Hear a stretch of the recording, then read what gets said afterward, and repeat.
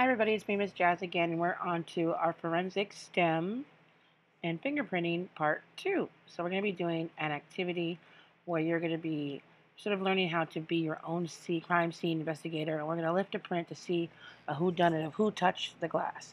But before that, let's go over a little bit about what we learned last week in a quick little introduction to fingerprints. We learned that forensics is sort of a science that helps solving crime. So it's sort of we put all together a different bunch of clues that we use, look at the clues, and figure out how to solve a problem. Usually it helps with crime solving. So that's a lot of what is done. Forensic scientists use that. They use everything from testing what kind of evidence, it could be any kind of evidence, and we particularly were talking about fingerprint evidence. As I already said, everybody has a unique fingerprint. That's only for you. Only one person has the same exact fingerprint as you. Even if you're a twin, you don't have the same fingerprint. So let's go look over at the types of fingerprints that are there, and we'll help you out. And then after, we're going to do a quick little whodunit mystery, and then we'll go on to the actual hands-on project. And of course, as always, I will leave you with a list of the things you need. Very simple things you need to go around the house. You can ask your mom or dad, whoever's around. It's possibly things you may need somewhere like that. So it's not really that expensive. You probably have it on hand. It'll help you out. So let's get into it.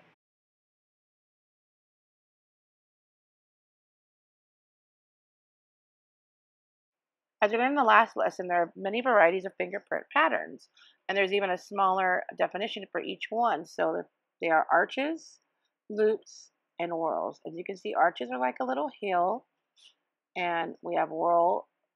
It looks like a circle going all the way around, and loops are like tiny shoelace. So here's the different varieties you can see as you go through them. They have different pinpoints, different angles, different lines, the way the double loops, you have two loops in one. Accidental means more than one of them are put together. So as you look through them, you can see that there's different varieties, and they use different angles to pinpoint in their computer exactly who did the crime, how it isn't just a magnifying glass and one person looking through it. They really concentrate to make sure that these fingerprints match and who it actually belong to. So they want to make sure they don't make a mistake. So we're gonna try to do our own little investigation in our project. So let's get into it. So one way that investigators or scientists were looking at the crime to see the fingerprints is even to make sure that you can see the fingerprint and distinguish it from another one. Sometimes when a crime happens, they dust for fingerprints, which means the scientists go in and they take a little brush and some powder, so it's like a charcoal-like powder, and they dust the areas where the crime happened to see the different fingerprints. Now, usually, let's say it was a bank robbery, they're going to dust where the bank robbery was done, and they're going to collect a lot of fingerprints because you're going to have the bank teller, the people that were there, like cashing a check, or you can have the manager of the bank, and you're going to have the criminal. So they're going to have to distinguish between the different fingerprints to see, oh, that fingerprint's the lady that works here, so it's definitely not one. They're going to look for a unique fingerprint that is different. So when they find the one that's different, they usually compare them to people they have on file. There's a system they use in the computer that can analyze it, all the pinpoints to see if this matches or what kind of match, a partial match it would have, and they can identify it. So that's kind of the good thing, having this database of people that have already committed crimes, so you can kind of easily try to figure people to see why were they there, what was going on, do they have any information about the crime. So we're going to do our own little investigation right now in this little cute two scenarios we're going to read, and we're going to see if we can pick it. So using our little knowledge we just gained about fingerprints, let's see if we can crack this problem and solve the crime. So you are called to the scene of a robbery. You discover a dirty fingerprint of an index finger. So here's the fingerprint right on the right. It's on the door frame. The door that the robber pried open to enter the home. You photographed the fingerprint. It does not match the fingerprints of anyone who lives there. You conclude it was left by the robber. Your police department has fingerprints of previously convicted robbers on file. 4 of those people are no longer in prison. Their index fingerprint are made available to you. Their names are listed below their fingerprints. So we have the first one, Trigger Finger Tina, Bernie the Bandit, Hard Time Harry, and Rocky Rita. So you're going to kind of look, and you're going to see where does it match. So as we can look at the fingerprint they have there, I noticed that it kind of looks, can you guess what kind of one it looks like? What is it? Do you think it's an arch, a whorl, or a loop? To me, it looks like it's going all the way whirling around. So I'm going to say it's a whorl. So first, we're going to look at, is there anybody that has arches or loops, so we can take them out of things. So to me, Trigger Finger Tina looks like she has arches. So I don't think it's her. Right? Doesn't look like her. And then we're going to go to Bernie and then hard to Harry.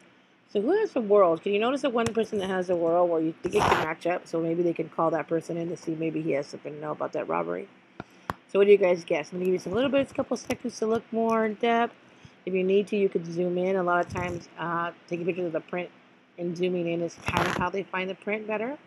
So I know it's kind of hard. If you're looking at it, it might be smaller. So you can zoom in your fingers and see what you have. So, okay. Ding, ding, ding. You have any ideas who it is? The correct answer was Hard Time Harry. We just solved a crime, guys. We found the robber. Not really. We can't really solve crimes. But, wouldn't it be cool if we did?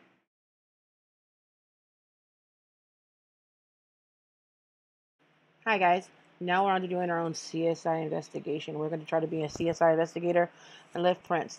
Now here's an example of how you lift prints, but there's a really fun way you can do this as a game with your family or with your siblings, which is turns into doing the first part where if you took all the prints of your family member, whoever's going to participate, of all your family members and whoever's going to simply going to participate, and then you're going to have one of them grab the glass, and then you're going to lift the prints, test for fingerprints.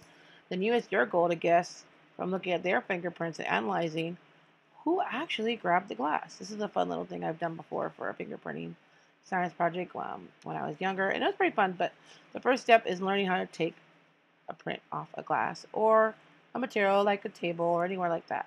So what you need, I may have already seen those things you need. So I have a little glass here. I have some tape. I have a little brush. I brought a little makeup brush, but make sure to ask if you're gonna borrow a makeup brush because your mom or sister or aunt, you don't know how much to pay for the makeup brushes. They may charge you. So make sure to ask them, do they have a little brush or a little paintbrush that they don't need anymore or that they're okay with washing. So make sure you do that. You don't want to take their eyeliner brush and then be upset at you. And that's why you're gonna need some cocoa. So I have some cocoa on hand. A little canister of cocoa, and just get a little bit. You don't need a lot. So I'll show you even how much you need. I put some on a little plate. So as you can see, it's not that much. It's like a little bit. Just a little bit to test. Because we're only doing one fingerprint.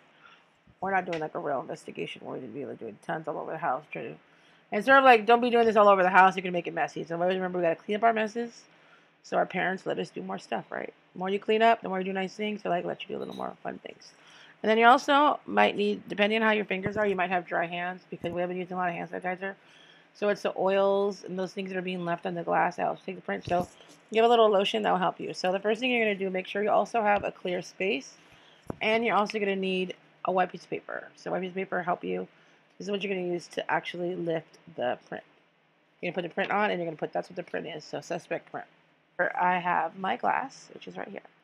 Now, like I said earlier, depending on your hands, they might be too dry because of all the hand sanitizer. So you're going to get a little bit of lotion. And make sure you don't use all your mom's lotion. And you're going to kind of rub your fingers. So it's kind of, you need all those oils to help make sure that the print stays on there. Because they're dry. So you're going to get your hands all. And you're going to do is you're going to put your finger, I'm just put 2 fingers. Make sure you grab it. So now, you're going to let it go. And then you're going to wash your hands. And you can see, you're not going to be able to see here, but you can see that when you look at it, when you look at your own glass, there's going to be fingerprints you can kind of see. So what we're going to do is, the next step is, you're going to make sure you have a little cocoa, and you're going to have it in a little bit like this. And you're going to make sure you have your brush, and my little brush right here. And you're going to make sure, so sometimes you can use gloves, but I know gloves are kind of hard right now because we do need them when we're going outside. Or we need them to make sure when we're touching things that we won't get germs. So that is a possibility. So what you're going to do is, if you don't have gloves, what I kind of do is you put your 2 fingers inside the glass. So you kind of hold it like a holder. And you're going to get the cocoa powder. And you're going to dab it in there. You're going to dab lightly.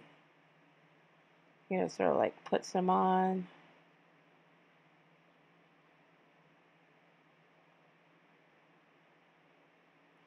So that you don't want to smear the print because it's a possibility of smearing the print. So you put some on, so let some drop on, and then you can blow some off. and you're left with some cocoa left leaving a print.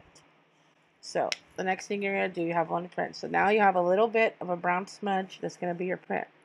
And you're going to get your tape, and you're going to make a big piece, and you're going to lay it down on the glass to collect your print. And you're going to push it down. So you can see I'm pushing it down so it collects it. Make sure you're not having your fingers touch the tape, because then you're creating your own fingerprint on that tape. And now what you should look at is if you have on your tape should be a brown, and then you're going to get your white paper and you're going to place it on there. And then you should see that you have a print on there. You're like, oh, I messed up my printer, it's all smudged. Just keep grabbing it and keep dusting it. Sometimes, you want to get messed. Sometimes I grab it and I just kind of like sprinkle it on, like I sprinkle on some salt or pepper. I'm like, oh yeah, make myself a cocoa fingerprint. And then you can dust it off. And then sometimes if it doesn't get off, you can lightly dust it. But you're being ever so delicate because you do not want to rub off this print. Just as far as we know, it's a crime that's been committed. We want to figure out what went down. So again, you grab your tape, and sometimes it may take a while. It may take a lot of tape too, and you want to make sure you might get a partial print. And I would say just collect any prints you have to help you better look at them, and then I would look at them inside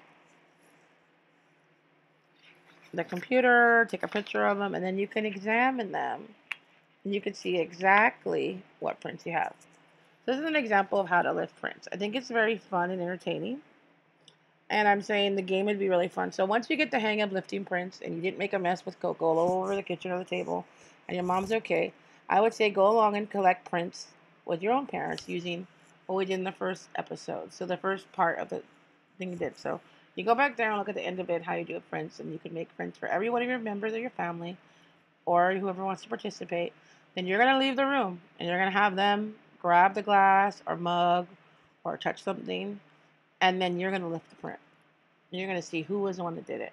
It's a fun little clue whodunit game that you can do, and so I suggest you do that. So you continue. So then from here, you would analyze, and you can see whose print it is.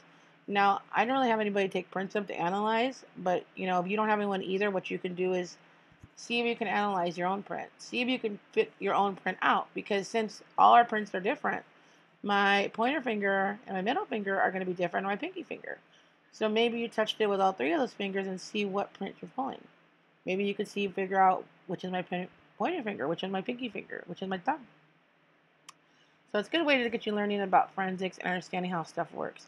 It's a fun little activity too, and if you get more into it, you can see there's other experiments. So I hope you guys enjoyed being mini CSI investigators, and hopefully you had fun. And maybe then if you did your own whodunit, how'd you do? How'd it go? Were you amazed? Did you find the culprit of who touched the glass or who took the stuff? Maybe you can use it now to your knowledge to get your siblings to be like, hey, you can't get in my room or grab my you can't grab my Nintendo Switch because I'm gonna know who did it. I'm gonna dust for prints. I'm gonna figure out who's touching my game. So maybe you can make your little siblings do more stuff for you, but shh, don't tell anybody I told you that. So anyways, hope you enjoyed this lesson, and I'll see you next time.